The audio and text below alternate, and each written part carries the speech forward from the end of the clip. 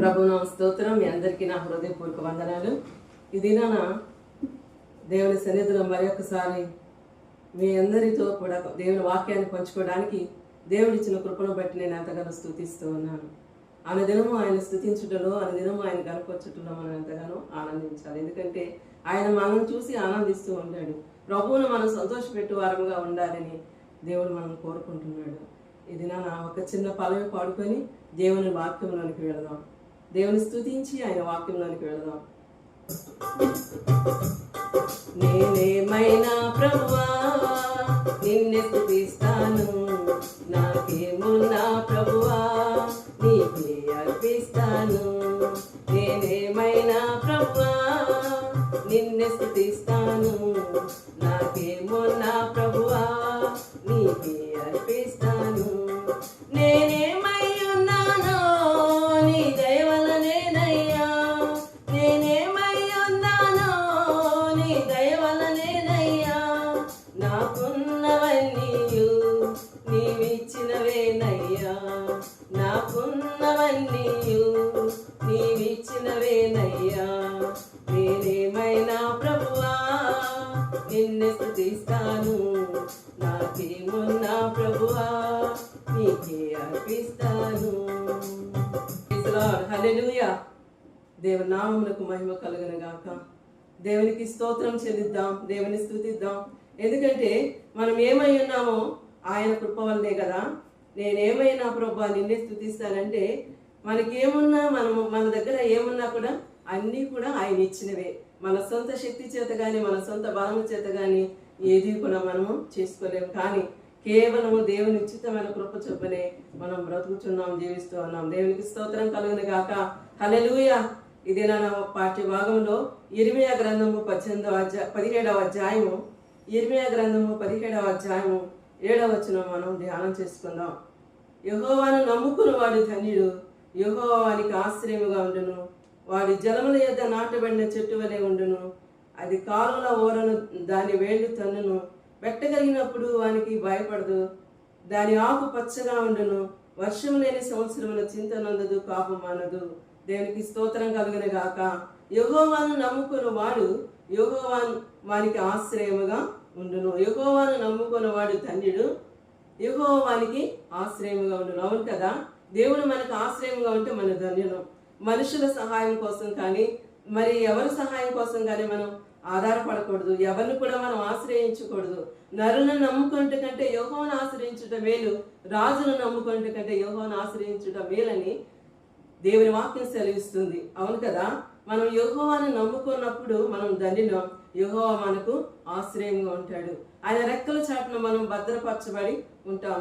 ఆయన పరిశుద్ధ బాహు క్రింద మనం భద్రపరచబడి ఉంటాం. ఆయన మనకు ఆశ్రయంగా ఉండగా, మనకు ఆశ్రయంగా ఆయన ఉండగా మనకు భయం అనేటువంటిది ఉండదు. ఎంతో నెమ్మది, ప్రశాంతత, సమాధానం కలిగి జీవిస్తాం. అలాంటి వారు ఎలా ఉంటారని ఇక్కడ మనకి తెలియజేయబడుతుంది. వాడి జలముల యొద్ద నాటబడిన చెట్టు వలె ఉండును. మనము అనేక సార్లు మరి కాలువల దగ్గర, చెరువుల దగ్గర, అంచుల దగ్గర మనం చూసినట్లయితే అనేక మొక్కలు సమృద్ధిగా పెరుగుతూ ఉంటాయి. వాటికి ఎవరు నీరు పోయరు, వాటికి ఎవరు సాగు చేయరు. కానీ అవి నీటి ఓరన నాటబడి పెరుగుతూ ఉంటాయి కనుక ఆ నీటిని పీల్చుకొని అవి సమృద్ధిగా చక్కగా పెరుగుతూ ఉంటాయి. కాలువల ఓరను దాని వేడి తన్నును, వెట్ట కలిగినను అది దానికి భయపడదు. దాని ఆకు పచ్చగా ఉండును. వర్షం లేని సంవత్సరమున చింత నందుదు, కాపమాను. దేవుని స్తోత్రం కలుగును గాక. వర్షం లేకపోయినా దానికి భయం ఉండదు. ఎందుకంటే కాలువల ఓరను నాటబడిన చెట్టు వలె ఉన్నది కనుక. యెహోవాను ఆశ్రయించే వారు కూడా అలాగే ఉంటారంట. దేవుని ఆశ్రయంగా కలిగి జీవించేవారు ఎలా ఉంటారంటే నీటి కాలువల ఓరను నాటబడిన చెట్టు వలె ఉంటారంట. వర్షం రాలేదనే భయం ఉండదు, మరి కాపు లేదనే భయం ఉండదు. వేర్లు బలంగా లోతుగా వెళ్ళి చింత లేకుండా సమృద్ధిగా, ఆరోగ్యంగా, క్షేమంగా బ్రతకగలరు. ఎప్పుడంటే యెహోవాను ఆశ్రయంగా కలిగి జీవిస్తూ ఉన్నప్పుడు. యోహాను సువార్తలో మనం చూసినట్లయితే 15వ అధ్యాయము మొదటి నుండి మనం చదువుకున్నట్లయితే నేను నిజమైన ద్రాక్షవల్లిని అంటున్నాడు ఆయన. ఒకసారి మన యోహాను సువార్త చూసినట్లయితే 15వ అధ్యాయము మొదటి నుండి మనం కొన్ని వచనాలు మనం ధ్యానం చేసినట్లయితే నేను నిజమైన ద్రాక్షవల్లిని, నా తండ్రి వ్యవసాయకుడు. నాలో ఫలింపని ప్రతి తీగను ఆయన తీసి పారవేయును. వాక్యం సెలవిస్తుంది, నేను నిజమైన ద్రాక్షవల్లిని. ఆయన నజరేయుడైన యేసు. ఆయనలో మనం అంటుకట్టబడినప్పుడు, తీగలుగా మనం ఆయనలో కట్టబడి పెరుగుతూ ఉన్నప్పుడు, ఆయన జీవ జల నదులు ఆయనలో నుండి, జీవపోట అయిన ఆయనలో నుండి ప్రవహిస్తూ ఉంటాయి కనుక వాక్యమనే నీటితో మనం నిరంతరం నింపబడుతూ ఉంటాము కనుక, ఆ వాక్యంలోని సారాన్ని మనం జురుకుంటూ ఉంటాము కనుక, మనం తీగలుగా మనం ఎలా పెరుగుతామంటే పచ్చగా ఎప్పుడు కూడా వాడవారని తీగలుగా మనం పెరుగుతూ ఉంటాం. ఆయన అంటున్నాడు 4వ వచనంలో, నా యందు నిలిచి ఉండడి, మీ యందు నేనును నిలిచి ఉందును. తీగ ద్రాక్షవల్లిలో నిలిచి ఉంటేనే కానీ తనంతట తాను ఎలాగో ఫలింపదో, అలాగే నా యందు నిలిచి ఉంటేనే కానీ మీరు ఫలింపరు. మనం ఆయనలో నిలిచి ఉండాలి. ఆయనలో నిలిచి ఉంటేనే కదా మనం ఫలించేది. మనం ఆయనలో నిలిచి ఉన్నప్పుడు, జీవపూటైన ఆయనలో నుండి జీవ జల నదులు మనలోని ప్రవహిస్తూ ఉన్నప్పుడు, మరి ఆ తీగలుగా మనలోనికి ఆ ఊట ప్రవహిస్తూ ఉన్నప్పుడు మనం ఎలా ఉంటామంటే, ఒక్క కాడ కూడా ఎండిపోదు, వాడిపోదు, విరిగిపోదు, పచ్చగా అది సమృద్ధిగా పెరుగుతూ ఉంటుంది. సమృద్ధిగా పెరిగినప్పుడు నిరంతరము ఫలాలు ఇస్తూనే ఉంటుంది. మనం అలా ఉండాలని దేవుడు కోరుకుంటున్నాడు. ద్రాక్షవల్లిని నేను, తీగలు మీరు. ఎవడు నా యందు నిలిచి ఉండునో, నేను ఎవని యందు నిలిచి ఉండునో వాడు బహుగా ఫలించును. నాకు వేరుగా ఉండి మీరేమీ కూడా చేయలేరు. హల్లెలూయా. దేవునికి వేరుగా ఉండి మనం ఏమీ చేయలేమమ్మా. దేవునికి వేరుగా ఉండి మనము ఏ పని కూడా చేయలేము. ఆయన మన ఆశ్రయంగా కలిగి ఉన్నప్పుడే, ఆయనలో మనం అంటుకట్టబడి జీవిస్తూ ఉన్నప్పుడే మనం ఫలిస్తామంట. ఆయన ద్రాక్షలుగా ఉన్నప్పుడు, తీగలుగా మనం ఉన్నప్పుడు, నా యందు ఎవరు నిలిచి ఉండునో, నేను ఎవరి యందు నిలిచి ఉండునో వాడు బహుగా ఫలించునంట. ఆత్మలో మనం అందరం కూడా దేవుని కలిగి ఉన్నప్పుడు బహుగా ఫలిస్తాం. తీగలుగా ద్రాక్షవల్లినటువంటి యేసు ప్రభువులో మనం అంటుకట్టబడినప్పుడు, ఆయన మనలో నిలిచి ఉంటాడు. మనం ఆయనలో నిలిచి ఉన్నప్పుడు బహుగా ఫలిస్తామంట. అలాంటి ఫలించినప్పుడు నాకు వేరుగా ఉండి మీరు ఏమీ చేయలేరంటున్నారు. ఆయన విడిచిపెట్టి ఉంటే మనం ఏమీ చేయలేం. ఫలింపు అనేది మనలో ఉండదు. దూరంగా ఉంటే ఫలింపు అనేది మనలో ఉండదు.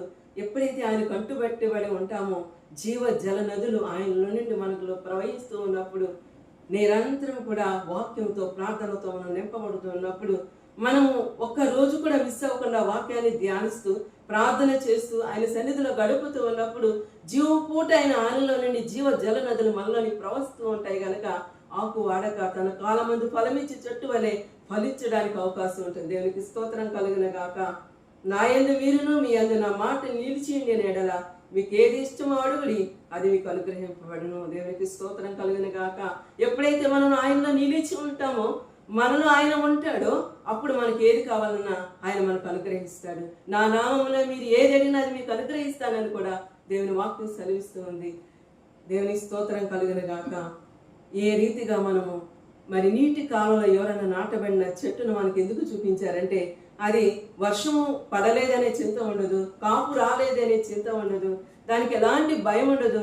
వేర్లు భూమి లోపలికి చొచ్చుకొని పోతాయి, చెట్టు పైకి బాగా అభివృద్ధి చెందుతుంది, తన కాలంలో అవి ఫలాలు వస్తూ ఉంటాయి. ఆ రీతిగా మనం కూడా ఆయనలో మనం అంటుకట్టబడినప్పుడు, తీగలుగా మనం వర్ధిల్లుతూ ఉన్నప్పుడు, అది ఎంతగా మనం పెరిగే కొలది కూడా అధికంగా ఫలించడానికి అవకాశం ఉంటుంది. ఒకవేళ దేవునిలో మీరు అంటకట్టబడకపోతే, ఈ దినాన ఈ వాక్యాన్ని మీరు స్వీకరించినట్లయితే, ద్రాక్షవల్లిగా యేసు ప్రభు మనతో ఉన్నాడు.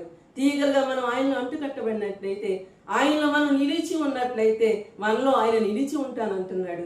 ఎవరైతే ఆయనలో మనం నిలిచి ఉంటామో వారు బహుగా ఫలిస్తానంటున్నారు. దేవుని వాక్యం సెలవిస్తూ ఉంది. దేవునికి స్తోత్రం కలుగును గాక. ఈ దినము ఈ వాక్యాన్ని మీరు వింటున్న ప్రతి ఒక్కరు సహోదరుడా, సహోదరి, ఈ దినాన్ని ఈ వాక్యాన్ని మనం ధ్యానిస్తూ ఉన్నప్పుడు, ఒకవేళ ఇప్పటి వరకు నువ్వు అంటు కట్టబడలేదేమో, ద్రాక్షవల్లితో నువ్వు అంటు కట్టబడి ఉండలేదేమో, ఒకవేళ అయితే నువ్వు ఇదే రక్షణ దినము, ఇదే అనుకూల సమయము, దేవునికి నువ్వు అంటు కట్టబడినప్పుడు నువ్వు బహుగా ఫలిస్తావని వాక్యం సెలవిస్తుంది. వేరుగా ఉండి మనం ఏమీ చేయలేం. దేవునికి దూరంగా ఉండి మనం ఏమీ చేయలేం. ఆయన సన్నిధిలో, ప్రార్థనలో, వాక్యంలో నిరంతరం కొనసాగినప్పుడు మనము ఫలించడానికి అవకాశం ఉంటుంది. ఒకవేళ ఫలిస్తూ ఉన్నారా ఇప్పటి వరకు ఆయా రీతిలుగా వాక్యం ద్వారా, ప్రార్థన ద్వారా మీరు బలపడుతూ ఫలిస్తూ ఉన్నారా? అయితే మీరు ఇంకా ఎక్కువగా ఫలించాలని దేవుడు కోరుకుంటున్నాడు. అధికమైన ఫలాలు మీరు చూడాలని దేవుడు కోరుకుంటున్నాడు. ఇప్పటి వరకు ఏ రీతిగా ప్రార్థనలో వాక్యంలో మీరు బలపడుతూ ఉన్నారో అంతకంటే అధికముగా ఇంకను దేవుని సన్నిధిలో బలపడాలని కూడా ఆయన కోరుకుంటున్నాడు. దేవునికి స్తోత్రం కలుగును గాక. ఆయన మనలో ఉన్నప్పుడు, మనం ఆయనలో నిలిచి ఉన్నప్పుడు మనకి చింత ఉండదు, మనకి దిగులు ఉండదు, భయము ఉండదు. ఏ దినము కాదనమే మనల్ని పోషిస్తూ ఉంటాడు. ఏ దినము కాదనమే మనం ఆయన సమృద్ధితో నింపుతూ ఉంటాడు. కొరత లేకుండా, కొదువు లేకుండా మనల్ని బలపరుస్తూ ఉంటాడు. దేవునికి స్తోత్రం కలుగును గాక. ఇదేనా వాగ్దానం ఏంటంటే, యెహోవాను నమ్ముకుని వాడు ధన్యుడు, యెహోవానికి ఆశ్రయముగా ఉండును. దేవునికి స్తోత్రం, హల్లెలూయా. యెహోవాని ఆశ్రయముగా మనం కలిగి ఉండాలి. ఆయన మనకు ఆశ్రయంగా ఉన్నప్పుడు ఏది కూడా మన దగ్గర చేరడానికి అవకాశం ఉండదు. విరోధమైనటువంటిది ఏది మన దగ్గరికి రావడానికి అవకాశం ఉండదు. దుష్టుని యొక్క అగ్ని కంచె నుండి, దుష్టుని యొక్క అగ్ని బాణాల నుండి దేవుడు ఆయన కంచి వేసి మనల్ని కాపాడుతూ ఉంటాడు. దేవునికి స్తోత్రం కలుగును గాక. ఈ రీతిగా మనందరం కూడా యెహోవాను నమ్ముకొని యెహోవా మనకు ఆశ్రయంగా కలిగి జీవించాలని తెలియజేస్తూ దేవుడి కొద్ది మాటలు దీవించునుగాక. ఆమేన్. ప్రార్థన చేసుకుందాం. ఎల్ షదై మీకు స్తోత్రాలు, ఎల్ రోయి మీకు స్తుతులు స్తోత్రాలు. దహించు అగ్ని అయిన దేవా మీకు వందనాలు స్తోత్రాలు. జీవ పూట అయిన తండ్రి మీకు స్తోత్రాలు. మీ కృపగల హస్తములకు మమ్మల్ని అందరినీ అప్పగించుకుంటున్నాం. వాక్యం వింటున్న ప్రతి బిడ్డను మీరు జ్ఞాపకం చేసుకోనని, ఆచారపూర్వకంగా రోజు చూస్తున్నామన్నట్టు చూడటం కాదు కానీ వాక్యాన్ని ఒక్కసారి వారి హృదయంలో స్వీకరించుకొని ప్రభువా అయా మీలో అంటుకట్టబడటానికి మీరు సహాయం చేయమని అడుగుతూ ఉన్నాను. మీ కృపలో ప్రతి ఒక్కరిని జ్ఞాపకం చేసుకోమని యేసు అతి పరిశుద్ధమైన నామములో అడిగి వేడుకొని పొందుకొని నామ తండ్రి. ఆమేన్.